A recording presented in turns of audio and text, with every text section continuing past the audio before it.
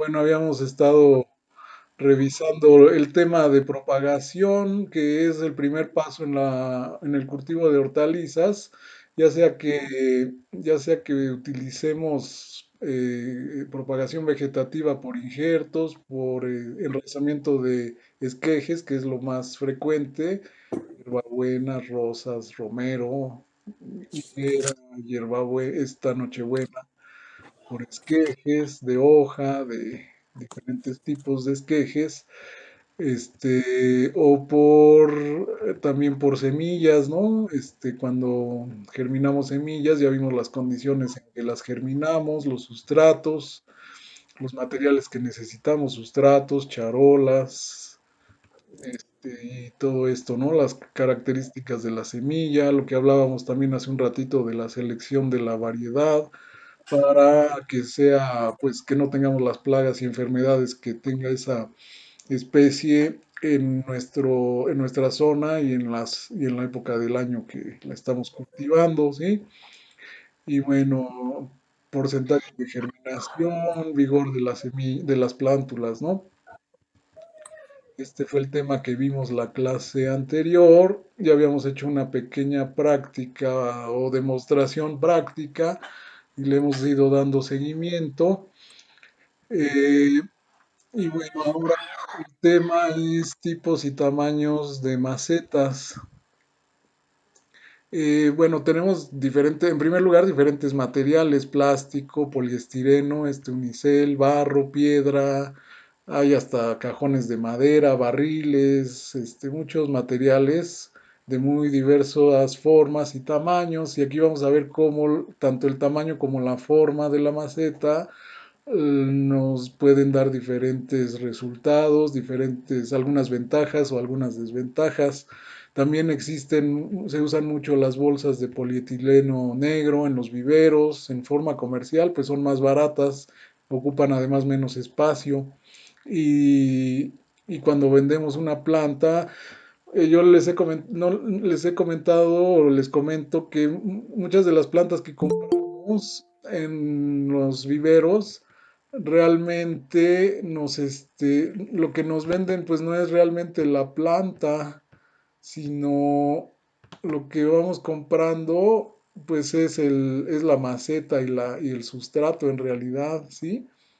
Nos venden en un vivero una planta y bueno, a veces ¿Qué lo pasa? primero que pensamos es que pues nos están vendiendo una planta que por su tamaño o por los años que lleva de cuidados es el precio, pero casi está más en función del tamaño de la maceta, si se han fijado. De hecho, yo he platicado con viveristas y en reuniones con viveristas y así es, o sea, una planta, ellos hablan de tamaños de macetas que de 3 pulgadas, de 5 pulgadas, de 10 pulgadas, que es el diámetro de la maceta más que nada. Y entonces una maceta más grande, una planta que lleva una maceta más grande y más volumen de sustrato es más cara, sobre todo cuando la planta pues es una planta, digamos que recién se propagó y tiene, pues desde el mismo año, ¿no? Digamos. Con la mayoría de las ornamentales eso sucede. A lo mejor el caso cambia un poco con árboles o plantas que duran muchos años, árboles frutales, árboles de sombra, cactáceas, agaváceas, estas plantas que duran más tiempo en el vivero y bueno, cuando ya las compramos ya tienen un tamaño, no sé, de 1 metro, 2 metros de tamaño y pues te han pasado a lo mejor hasta 3 o 4 años en el vivero. Ahí a lo mejor ya el precio también pues debe incluir por lógica todo el material que se ha invertido en ellos, todo el trabajo, ¿no? Bueno, les decía, es en cuanto a los materiales de las macetas. Otra cuestión es la capacidad, el volumen. Una planta, mientras más sea su vigor, su desarrollo vegetativo, nos va a absorber más rápido el agua que le pongamos en un riego. Entonces, si queremos cultivar plantas que son de desarrollo, de gran desarrollo, necesitamos colocarlas en macetas más grandes para, para evitar estreses hídricos, es decir, que si regamos en la mañana y la planta está en una etapa de mucho desarrollo, a lo mejor al mediodía ya muestra síntomas de estrés por falta de agua, entonces necesitamos volverla a regar. Si nosotros en vez de a esa planta la colocamos en una maceta más grande, entonces quizás el riego del riego de la mañana sea suficiente porque va a almacenar más agua el sustrato y va a estar más disponible, es decir, vamos a tener ahí un colchoncito de agua, ¿no? Un buffer, un efecto que nos va a amortiguar la deshidratación del sustrato, ¿sí? Ahorita lo vamos a ver en la otra lámina con más detalle. Y otra cuestión importante es la relación área-altura. Eh, Macetas muy altas, pueden servirnos para plantas que tienen gran desarrollo de raíces. Y macetas que no tengan tanta altura, pero sí tengan área superficial mayor. Me refiero, por ejemplo, una maceta redonda comparada con una jardinera, pues va a tener mayor área la jardinera, a lo mejor con el mismo volumen de tierra. Entonces una jardinera pues nos va a servir, por ejemplo, para cultivos de cobertura, se les llama como hierbabuena, cilantro, perejil, incluso rabanitos y zanahorias que requerimos más superficie y no necesariamente mucha altura. Con poca altura es suficiente porque sus raíces no desarrollan demasiado, ¿sí? Entonces, pues si las sembramos, estas perejil, sobre todo si hablamos, por ejemplo, de cilantro, perejil, que queremos estarlo cosechando frecuentemente porque se usan mucho en la cocina, una maceta redonda pues nos va a dar muy poquita cosecha comparado con una maceta, una jardinera. Entonces hay que elegir de acuerdo a la especie, ¿sí? Para estos cultivos de cobertura, entonces mejor una maceta que tenga mayor área superficial.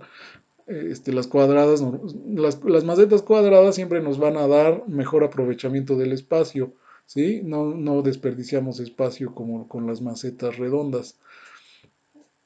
Luego, el agua en las macetas muy altas se restringe a unos pocos centímetros debajo de la superficie también, ¿sí? Estos cultivos, igual, aunque los reguemos bastante, una maceta muy alta, la gravedad hace que escurra el agua. Aquí nos hacían como una analogía. Si nosotros tomamos por ejemplo, como una esponja de baño, suponiendo que esta es una esponja de baño, ustedes hagan la experiencia. Si la ponen, la mojan perfectamente, así estando horizontal, y la dejan que escurra. Y ya cuando terminó de escurrir, entonces la voltean y la ponen vertical. Y van a ver que una cantidad otra vez grande de agua va a escurrir. ¿Sí? Eso quiere decir que cuando la teníamos así, la columna de agua, pues era nada más esto, ¿sí? 2 centímetros, 3 centímetros. Pero cuando yo cambié la orientación, la columna de agua cambió de 3 centímetros a 15 centímetros.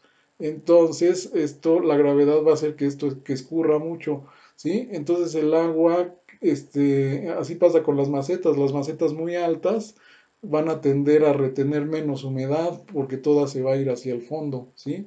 Y las macetas, como les decía, las jardineras, por ejemplo, esas van a mantener mayor cantidad de agua, a retener mayor cantidad de agua, ¿sí? Ese pequeño detalle pues es importante también porque estamos hablando incluso de el mismo volumen, ¿sí? El volumen no cambió, es el mismo volumen, pero la orientación hace una gran diferencia. Aquí se nos va a escurrir mucha agua y la planta va a disponer de mucho menos agua durante el día que si la tenemos en esta orientación, ¿sí? Y yo creo que esa experiencia la han hecho y si no, háganla, y es muy, muy evidente cómo cae bastante agua cuando cambiamos la orientación de la esponja. Y lo mismo sucede en las macetas. El tamaño de la maceta también nos define la capacidad de retención de agua, es lo que les comentaba. También, obviamente, también la porosidad del sustrato, pero el volumen, estamos hablando, una maceta, les decía, grande, pues nos va a dar, nos va a amortiguar mejor los cambios en la absorción de agua que haga la planta, ¿sí? Así las macetas grandes nos van a proporcionar un mayor efecto amortiguador en la disponibilidad de agua para plantas pequeñas o medianas. El efecto amortiguador será más bajo para plantas de gran porte y desarrollo extensivo, enredaderas y rastreras. Por ejemplo, si en una maceta podemos poner en una maceta una planta de calabaza de estas de Castilla, las que se usan para el dulce en noviembre, o una planta de chayote, que son enredaderas muy, muy grandes. Normalmente no se ponen en macetas por lo mismo, porque pues no les vamos a dar abasto con el agua, necesitamos estarlas regando a cada rato prácticamente. Pero las podemos poner, sí, en una maceta muy grande y lograr un desarrollo aceptable. Y aquí, pues es también cuando vemos que se puede justificar incluso a veces la instalación de algún sistema de riego automático. Ahí, cuando ya estamos cultivando muchas plantas y tenemos muchas macetas, el riego se convierte en una actividad que consume mucho tiempo. Entonces ya, pues ya empieza uno a pensar en poner un sistema de riego automatizado y que pues nada más encendamos la bomba o si no solita se enciende una vez al día o dos veces al día, riega todas las macetas y nosotros pues liberamos tiempo, ¿sí? Eso, digamos, pues conforme vamos aficionándonos a este tipo de actividades o profesionalizándonos, porque hay gente, hay posibilidades también en la actualidad más posibilidades todavía de hacer comercial estas actividades con estos restaurantes gourmet o de estas personas que buscan alimentos orgánicos, sin plaguicidas, esta tendencia de la agricultura urbana a reducir el tiempo de transporte o la distancia de transporte de las mercancías, sobre todo este tipo de productos agrícolas. En muchos países ya se está generando mucho esta conciencia de aprovechar todos los espacios en las ciudades para producir y pues estas técnicas que estamos viendo aquí en horticultura y también en hidroponía están siendo aplicadas pues ya en niveles bastante interesantes, ya con muchos robots y cosas, ¿no?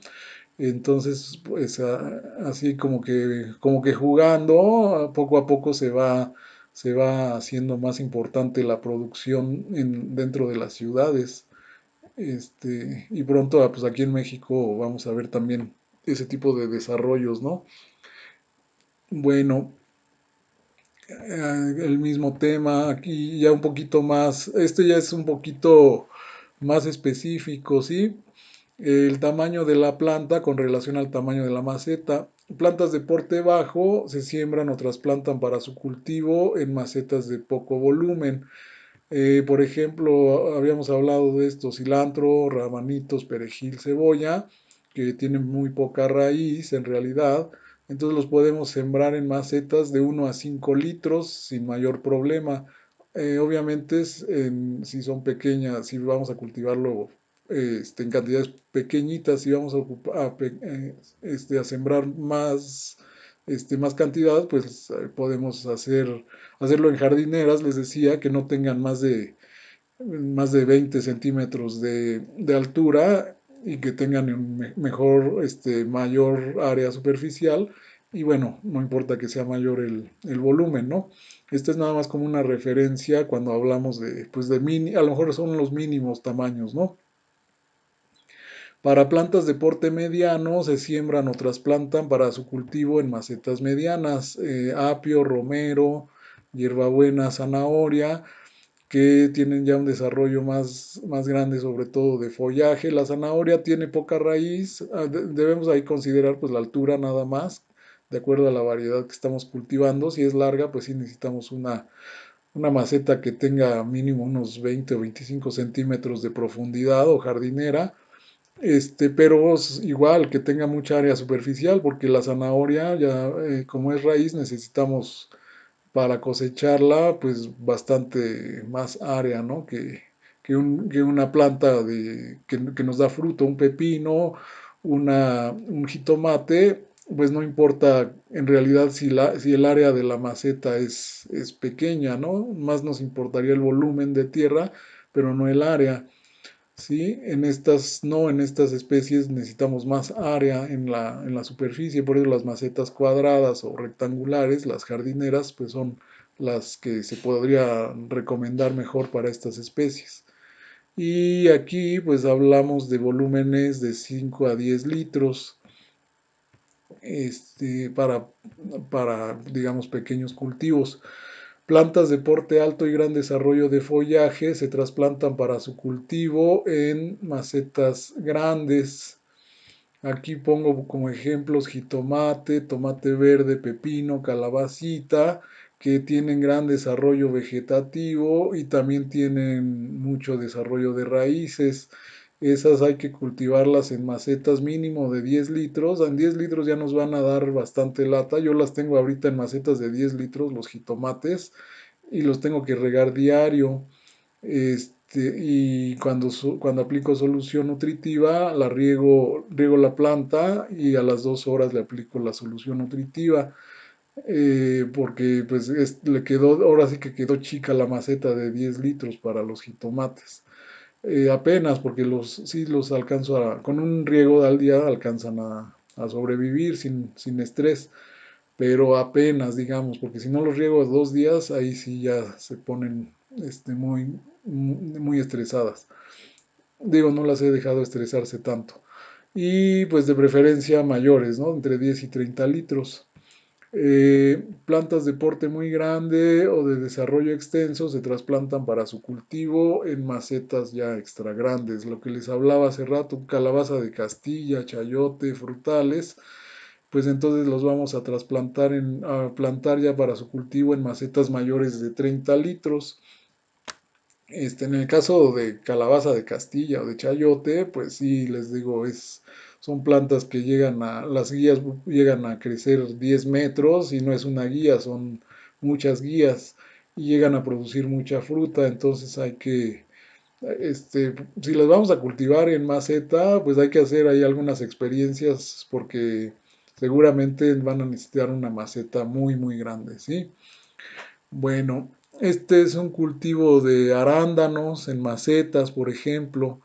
Pues para regar toda esta cantidad de macetas dentro de un invernadero, pues ya regarlas a mano con manguera se hace totalmente impráctico. Entonces les decía, pues, ahí ya es indispensable colocar un sistema de riego con varias ventajas. En el sistema de riego podemos aplicar solución nutritiva una vez a la semana o alguna cosa así, o diario si esto es hidroponía. Diario vamos a aplicar la solución nutritiva. El tamaño de la maceta, véanlo también, ¿no? Estas plantas todavía van a crecer más. Tienen apenas, estas yo creo que ya están casi recién trasplantadas. Entonces necesitamos que sean macetas grandes que amortigüen los cambios de humedad por la extracción de la planta. Estas plantas están sombreadas con una sombra muy ligera nada más. Dentro de un invernadero se conserva una humedad relativa alta, entonces también el follaje pues va a estar, los estomas se cierran, no van a estar todo el día abiertos como en un clima seco, ¿sí? Entonces por eso los invernaderos pues les dan a las plantas muchas ventajas de un ambiente bastante más propicio para crecer, ¿sí? Bueno, aquí es como hemos hablado de los temas de sustratos y de algunas otras cosas. En Home Depot tomé algunas fotos y bueno, sobre todo ahorita de sustratos. Por ejemplo, este Speed Moss, vienen estos, bolsas de 10 litros, pero también hay Pit Moss en unas pacas de un pie cúbico, me parece, y esas pacas, se convierten al final ya descompactado, llegan a unos 150 o 200 litros y esas pacas cuestan como 450 pesos. Ahorita a ver si les muestro una por ahí. Entonces, pues cuesta, hay que ver también ahí las relaciones de costo. Los sustratos, hay que ver cuánto nos cuesta un litro. Este nos estaría costando casi más de 10 pesos el litro y en una paca que cuesta 450 y nos da 200, nos puede costar como 2 pesos el litro, ¿no? En la misma tienda, ¿no? Bueno, este es otro sustrato, hay sustratos que ya vienen preparados. Por ahí no lo he visto en Home Depot, pero hay otra que se llama ProMix. En México hay una marca que se llama Vigoro, que hay muchos productos de estos, fertilizantes, tierras preparadas. Esto ya vendría preparado para ponerlo directo en la maceta. O les decía, para germinar es muy importante para germinar la sanidad, entonces necesitamos comprar productos de este tipo que ya vienen empacados y pasteurizados, el pit moss, esta mezcla de tierra, o también acá este tesontle, en este caso tesontle negro, este que se usa pues sobre todo para hidroponía, ¿no? Luego tesontle rojo también. Eso lo podemos comprar más barato en una tienda de materiales de construcción, ¿eh? Yo compro el tesontle rojo en 40 pesos un costal. Claro que trae como la mitad o menos de esto, pero de todas maneras, si con menos de tres costales hago el mismo volumen, pues me sale más barato. Esta es tierra negra, hay que conseguir, si la vamos a usar para germinar, pues hay que conseguirla que esté pasteurizada de preferencia, ¿no?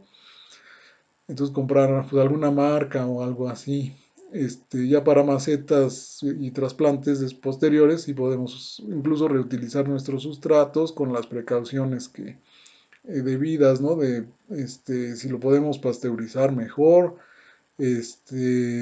o aplicarle algún tratamiento de acuerdo a la planta que haya tenido, algún insecticida o algo. Este, Esto es sulfato de amonio, por ejemplo, fertilizantes, este es muy soluble, en hidroponía se usa mucho. Este fertilizante para orquídeas también tiene nitrógeno, fósforo y potasio, 17% de cada uno, es muy soluble, también muy bueno para hacer soluciones nutritivas y usarlas para regar.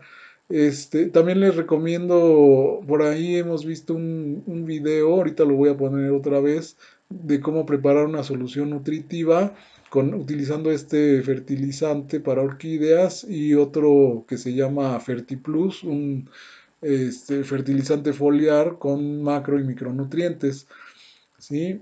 Este, ahorita, y con ellos preparar una solución y aplicar el fertilizante en forma líquida.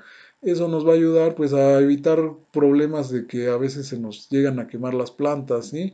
Entonces, de hecho, una recomendación general es siempre que vayamos a aplicar un fertilizante, ya sea en líquido o sólido, aplicarlo sobre suelo húmedo, eso es muy importante para evitar cambios ahí en la concentración de sales y que nos vayan a estresar a nuestras plantas. Cuando la concentración de sales aumenta mucho, nosotros deshidratamos a nuestras plantas. Es un efecto de concentración. Cuando hay mayor concentración fuera de la célula que dentro, pues el agua de las células de la planta sale en vez de entrar. Y es lo que hacen los fertilizantes cuando los aplicamos en exceso, ¿sí? Por eso siempre aplicarlo sobre suelo húmedo. Este es enraizador, también se consigue ahí en Home Depot. Hasta hace poco, antes era difícil conseguir estos materiales, solo los vendían en tiendas especializadas de agricultura. Ahora ya se pueden conseguir un poco más fácil.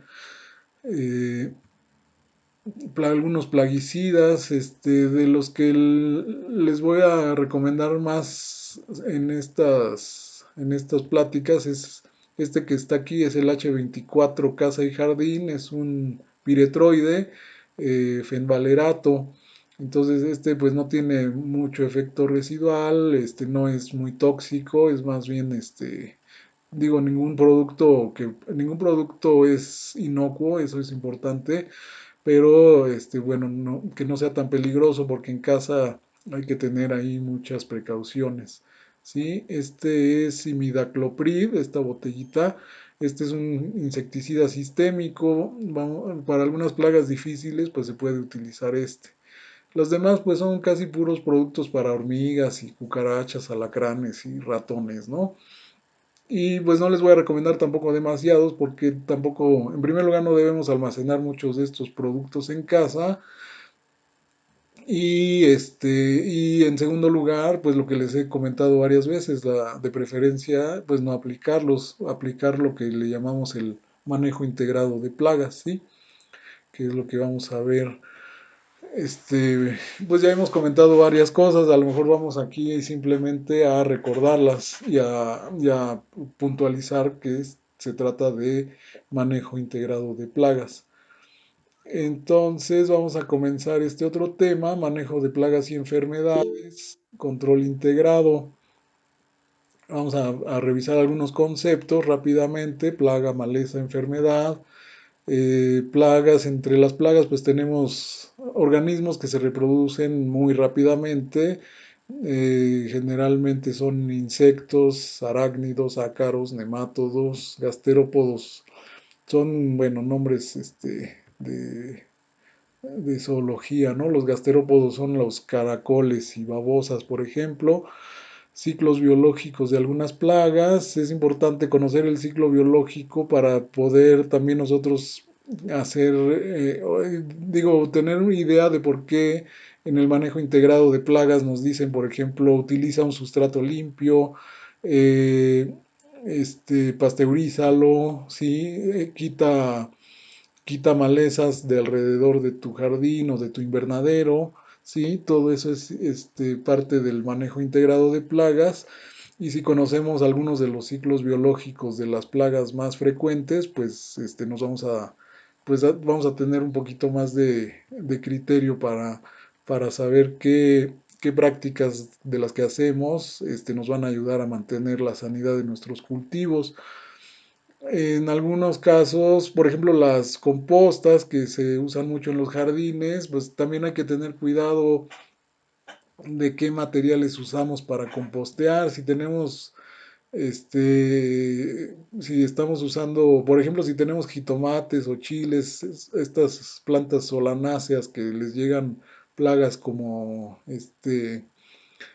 ¿cómo se llama? Fitóftora y esto, que son plagas de las raíces, enfermedades, y luego hacemos composta con lo que quedó de esas plantas, pues podemos estar reciclando las esporas de estos hongos y seguir teniendo problemas. Entonces, todo esto es importante saberlo, precisamente el ciclo biológico, porque así podemos identificar, porque estoy teniendo recurrentemente fitóftora en mis plantas de chiles, de jitomates, de tomates.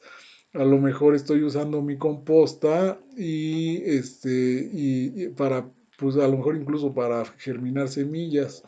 Entonces hay que tener cuidado.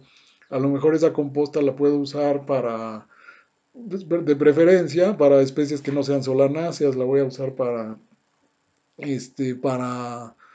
cucurbitáceas, pepinos, melones, sandías, y no para solanáceas, ¿no? Y la que utilicé el ciclo pasado para pepinos o calabacitas, entonces sí la uso para solanáceas. Esto es todo manejo integrado de plagas y que nos ayuda a reducir la cantidad pues de esporas que hay de estas enfermedades o plagas y por ende pues a usar menos plaguicidas. Les digo, lo ideal es no usarlos. El otro aspecto importante del manejo integrado de plagas es elegir las variedades que sean resistentes, que no les lleguen las plagas más frecuentes de nuestra región, ¿sí? O de la época del año en que estamos cultivando.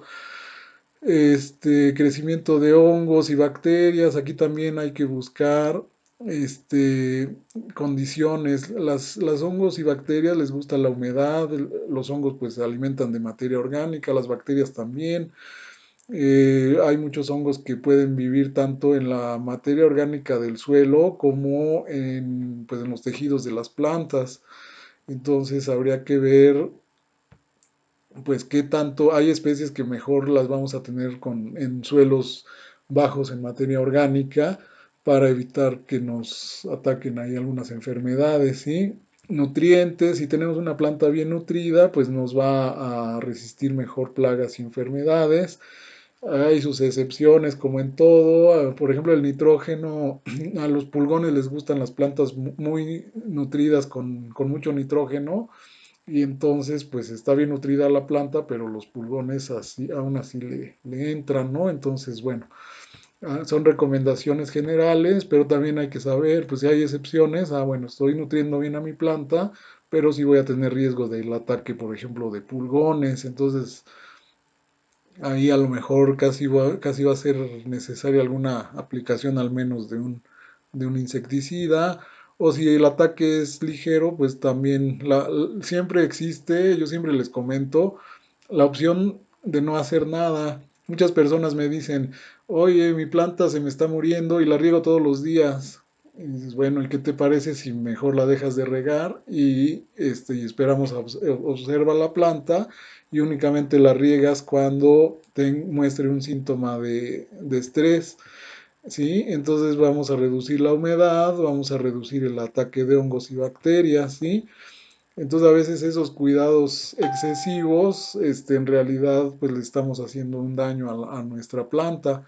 O también me dicen, mira, es que tengo problemas con mi planta y le estoy poniendo, la riego seguido, bueno, cuando le toca, y ya le puse 3 veces composta y está muy bien el suelo, pero sigue la planta mal.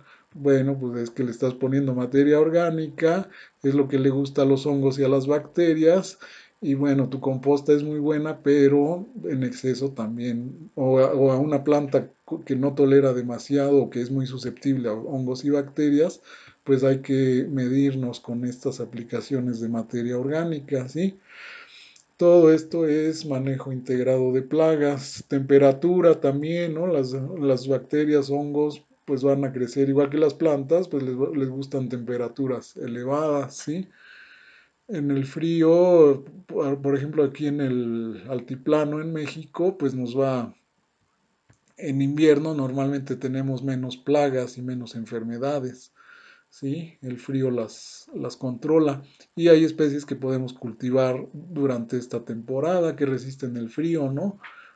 Este, brócoli, coliflor, podemos cultivar acelgas, incluso en invierno, sin tener problemas, con la temperatura. Lo que sí ya no podríamos cultivar en invierno, por ejemplo, pepinos, melones, sandías, pues eso ya no se puede.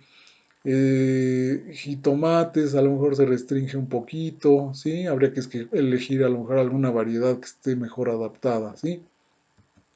Bueno, concepto de plaga y maleza. Una plaga es una población de organismos de una misma especie que prolifera y se sale de control, consumiendo o dañando un cultivo en particular, ¿sí? Les digo, las plagas, pues es relativo en un jardín que es una plaga. A lo mejor cuando recién inicia una plaga, pues no alarmarnos, sí investigar de qué se trata para estar prevenidos y que quizás haya que aplicar algún insecticida. Pero, o sea, de un inicio hay personas que me dicen, oye, mi planta se le está comiendo un gusanito. Dices, bueno, pero le vas a aplicar un insecticida a un gusanito, el gusanito va a comerse la planta, en 15 días ya terminó su ciclo y se convierte en pupa y ya se fue el adulto. Entonces no se va a acabar tu planta, ¿no? No vale la pena tener un insecticida o aplicarle un insecticida, pues casi casi a unos pocos gusanitos que se están, orugas que se están comiendo nuestro cultivo, ¿no? Y bueno, aquí viene un concepto que se utiliza, pues es más de tipo comercial, de la agricultura comercial o empresarial más bien, ¿no? El umbral de daño es el tamaño de la población de la plaga a partir del cual el daño físico se reflejará en el resultado financiero del cultivo. Nosotros pues no vamos ahorita a preocuparnos en realidad por el resultado financiero del cultivo, dado que estamos cultivando pues para autoconsumo o además a lo más pues para regalar a nuestros amigos, vecinos, parientes, ¿no? Eh, pero, pues sí, en vez de resultado financiero, podemos decir, bueno, pues cuando nuestro cultivo ya está amenazando cuando la plaga ya está amenazando nuestra producción de jitomates, de chiles, de pepinos, entonces, pues sí, ya me estoy preocupando, ¿no? No con una oruga, como les decía yo, pero sí ya cuando mi cultivo de pepinos o de calabacitas se llenó de cenicilla, y ya no me va a dejar producir más fruto, pues entonces a lo mejor pues sí vale la pena prevenirme y poner un poco de fungicida antes de que el hongo prolifere demasiado.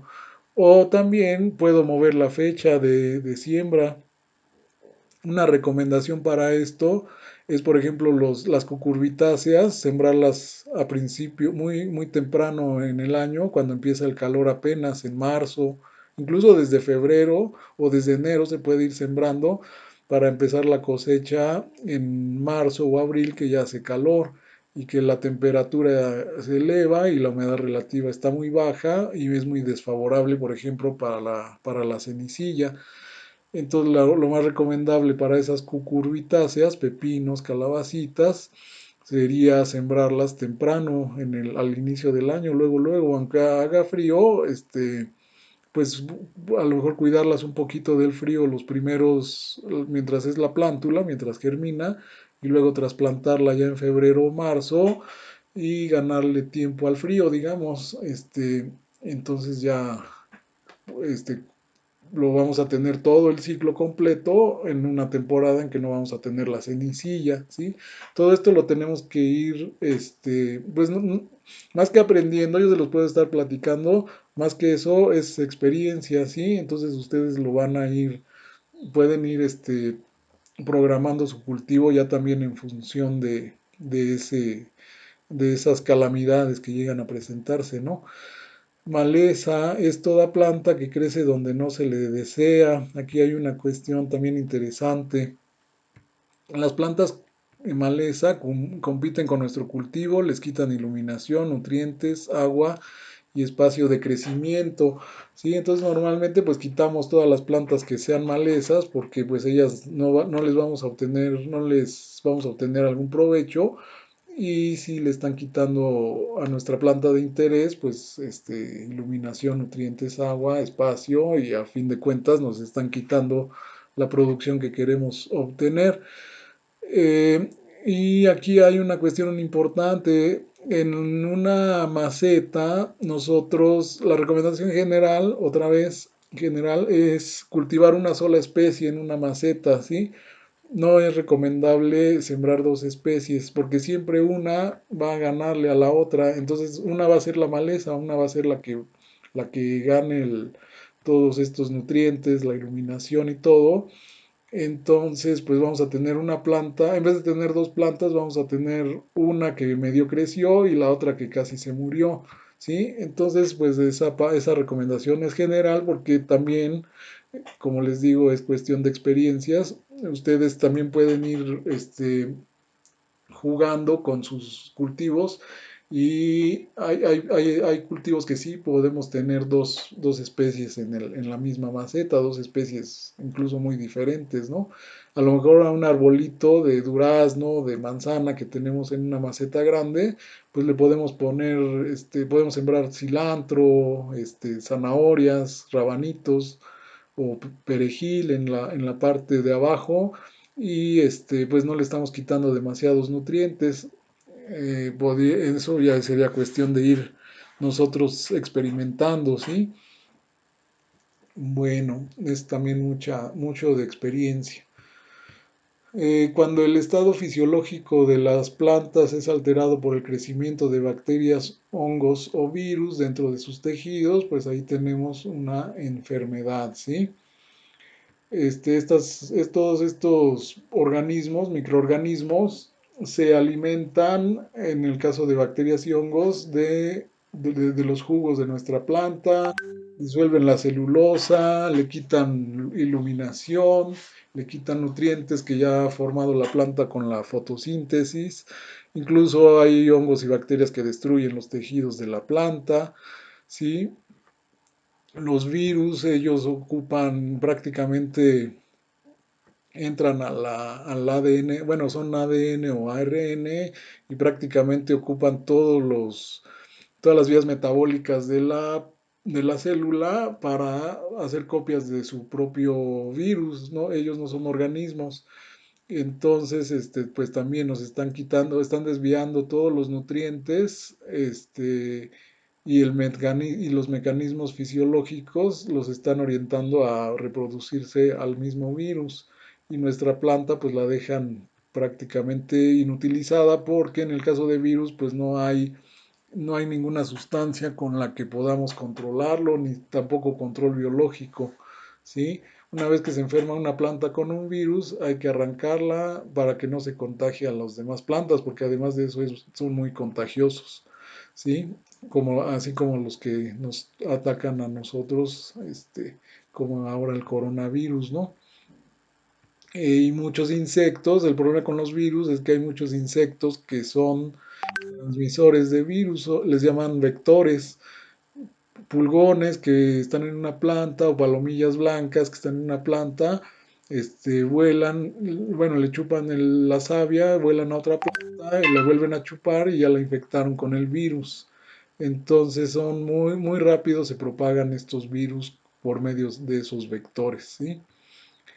Ahí lo que tenemos que hacer entonces es controlar a los vectores. Ahí también, ahí sería la parte importante. Bueno, el causante de una enfermedad no únicamente ocasiona desvío de metabolitos para el crecimiento o multiplicación del agente causal, sino que también pueden presentarse alteraciones metabólicas causadas por sustancias producidas por el agente causal. Como les decía, muchos hongos y bacterias incluso producen sustancias que dañan a los tejidos, eh, o incluso eh, producen sustancias del mismo tipo que utilizan las plantas para crecer, promotores del crecimiento o inhibidores del crecimiento de las plantas. Los llegan a sintetizar algunos hongos y bacterias y ocasionan deformaciones en las hojas, en los brotes de nuestras plantas, enfermas. Provocan enroscamientos, alargamientos de tallos, amarillamiento. Esto quiere decir que estos organismos pues han evolucionado a tal grado junto con esa especie de plantas, porque son muy específicos, han evolucionado a tal grado que producen sustancias igualitas a las que la planta utiliza para regular su crecimiento, nada más que ellos las utilizan, pues para, por ejemplo, algunos insectos también las llegan a utilizar, ocasionan enroscamientos, utilizan esas sustancias para protegerse de sus depredadores, por ejemplo, o crear condiciones más adecuadas para el crecimiento en caso de hongos o bacterias. Entonces han evolucionado tan cerca de ese organismo hospedero, pues que producen prácticamente las mismas sustancias, ¿no? Bueno, enfermedades en general del follaje que vamos a encontrar en nuestros cultivos de hortalizas, pues básicamente son estos: semicillas, mildius, alternarias, ¿sí? Estos los vamos a controlar con fungicidas de contacto, por ejemplo, oxicloruro de cobre, sulfato tribásico de cobre, ¿sí? Algunos con zinc, el CINEB, por ejemplo. Son fungicidas de contacto. Estos materiales son de baja toxicidad, pero sí debemos tener equipo para aplicarlos y siempre que usemos estas sustancias, incluso el H24 casa y jardín y Raid Casa y Jardín. Siempre que usemos estos materiales, hay que usar guantes de protección, hay que usar lentes de protección de estos de policarbonato. eh, y de preferencia, lo ideal es usar también un overall, ¿sí? De estos que venden para, donde en las casas de pinturas, eso sería lo adecuado para no, porque a la hora de aplicar nosotros estas cosas que los aplicamos en aspersiones al follaje, pues nos vamos a salpicar la ropa, ¿no?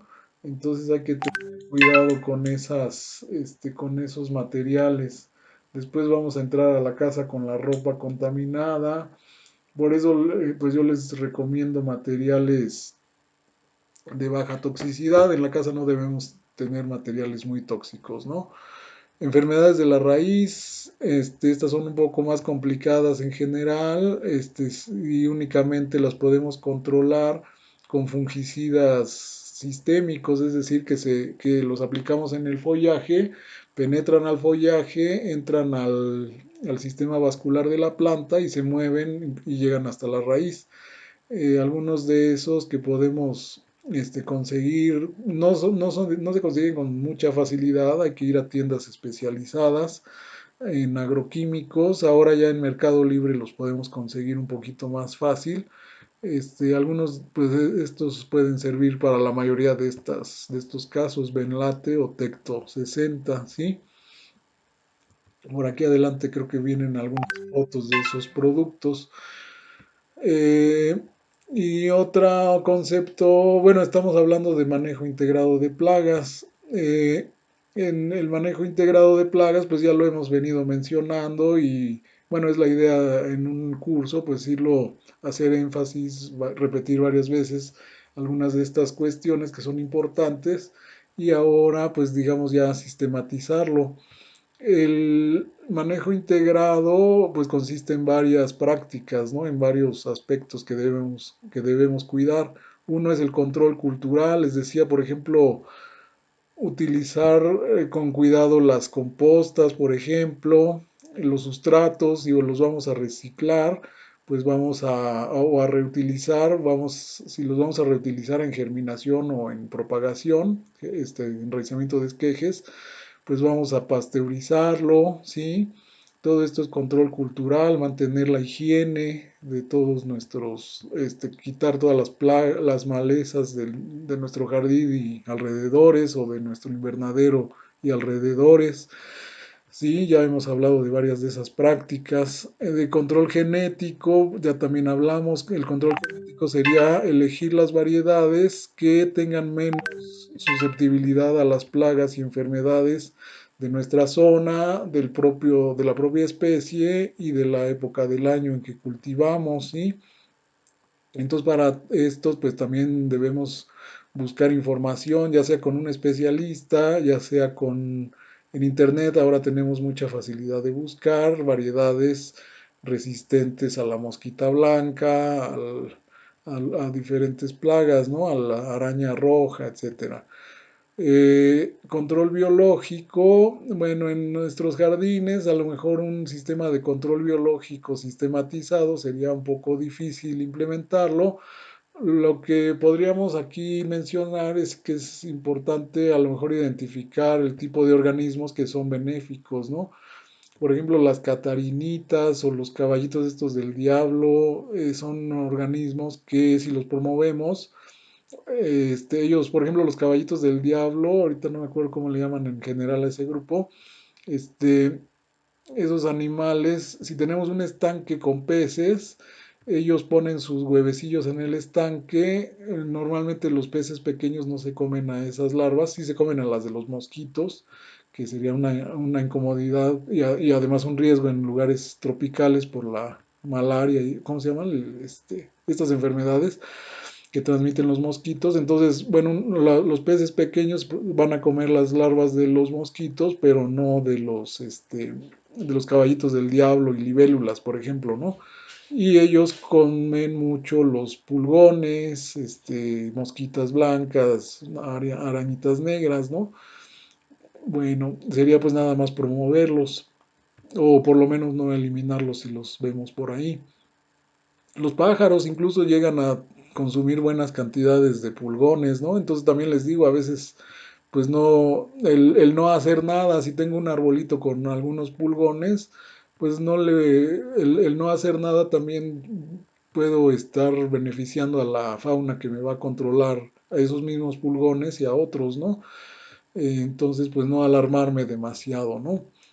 Y en el último escalón de la pirámide está el control químico. Lo ponen aquí porque es lo menos deseable, el control químico por lo riesgoso, por lo riesgoso para la salud, para otros organismos biológicos, y para el medio ambiente, pues es el último eslabón. En realidad, a los agricultores nos tachan de ecocidas, pero también hacemos todas